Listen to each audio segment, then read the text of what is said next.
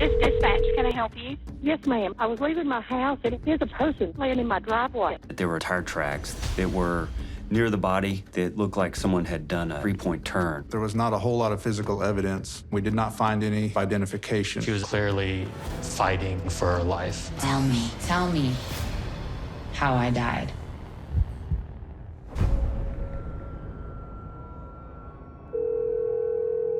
This dispatch, can I help you? Yes, ma'am. My name is and I live at Sandy Point Road. Okay. I was leaving my house, and there's a person laying in my driveway. What's your I don't know phone? if they're alive or dead. Stay on the line with me. I'm going to get somebody en route. Upon arrival to the scene, we found a driveway to a residence in a somewhat rural area. We parked on the side of the road.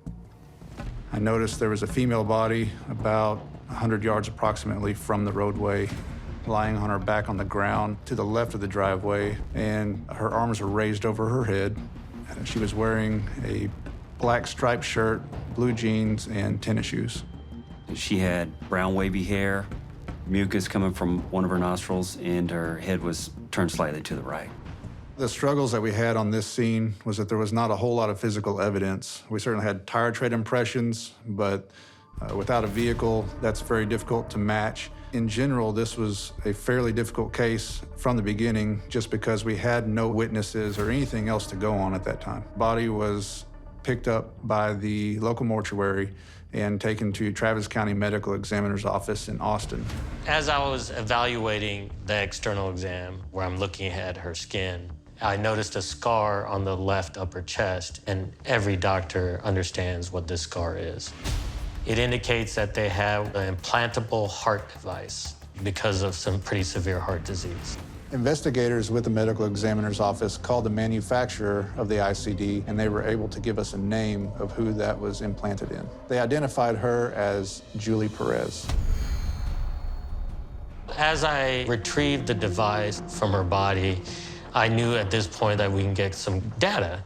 ICD devices are always monitoring the heart so you can see what kind of rhythms they're in. It didn't show that she had any kind of abnormal heartbeat, so she was never shocked. So it wasn't her heart disease that caused her death. Once we had Julie identified, we began the search of who did this. Unfortunately, the lifestyle that Julie was living made it very difficult for us because of the potential number of people that she would have been in contact with in this lifestyle. As I was evaluating the external exam, her face, especially her forehead, had different types of injuries. She had abrasions, which are just skin scrapes, and then she also had contusions, which are just bruises. And she actually even had a hematoma on the right side of the forehead.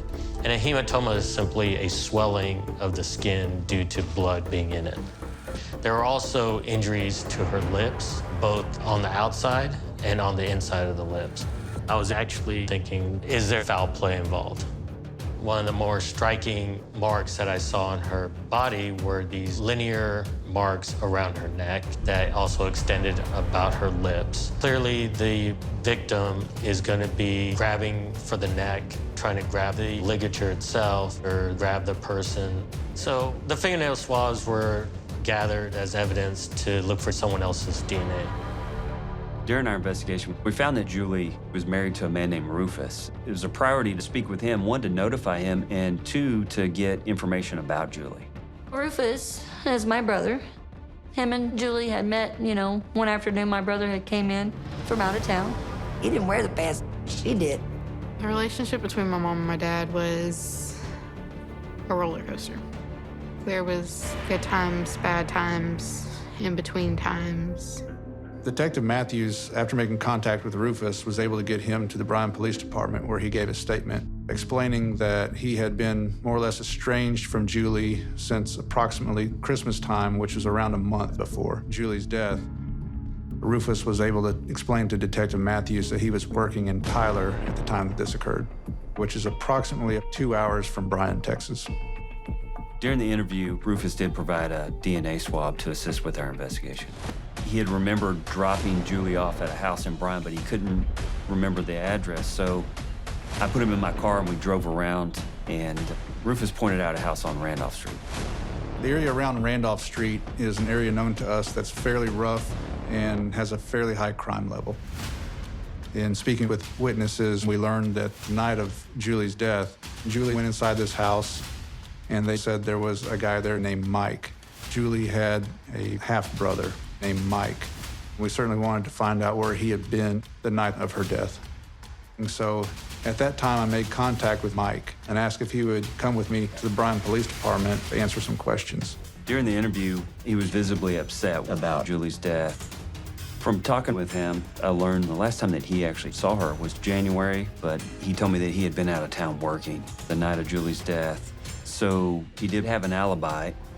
So we spoke to the owner of the house on Randolph Street, and during the interview, I was able to get something very important that was helpful with this case. It was a phone number. I was able to put it into a search engine, and it came back with the name of Michael Peck.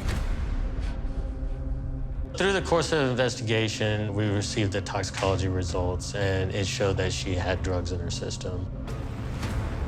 In this case, there were a couple of controlled substances that were found in the body, but not enough to cause the death of Julie Perez. So anytime a person is smothered, their lips and nose are covered, that's a lot of force is applied, and so you can have damage to those structures. It was very clear that the cause of death was determined to be homicidal asphyxia. And so the manner of death was clearly a homicide. The detectives need to investigate what happened. After learning Michael's identity, I ran him through our internal records system, and we were able to determine that Michael Peck worked at the Fulton Ranch in Franklin, Texas. Detective Matthews and I went to try to locate him. We found the blue SUV that we had been told that Michael was driving when Michael had left the house on Randolph Street with Julie. We ended up contacting Michael outside in the driveway. You have any idea where we'd want to come talk to you? No, not at all. You know Julie Perez? Who? Julie Perez? Hell no. During the interview, Michael wanted to smoke cigarettes, so we walked outside, and at this point is when he stated to us, I knew y'all were gonna come. Why is that? to me that would indicate that he's kind of softening up and he's starting to tell us what actually happened that night. Michael admitted to being on Sandy Point with Julie and that they got into a scuffle over money. And his actual claim is that he had to pull her out of his vehicle, but he left her there and she was alive at the time that he left. I don't know if she was, I think she was laying on the ground. I don't know if I ran over her. I don't know.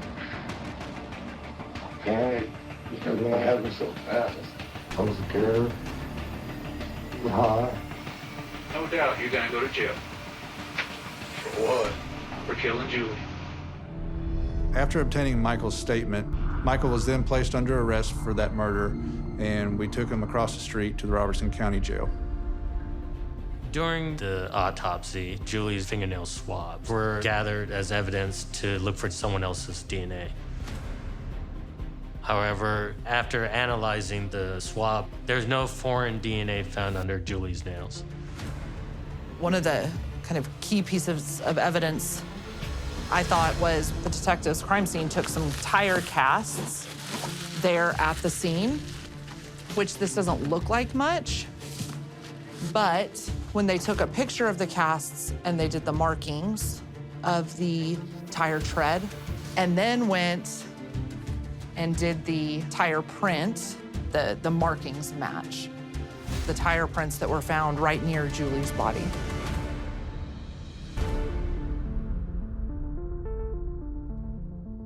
Michael Peck was convicted by a jury of the offense of first-degree murder, and the judge sentenced him to life in prison.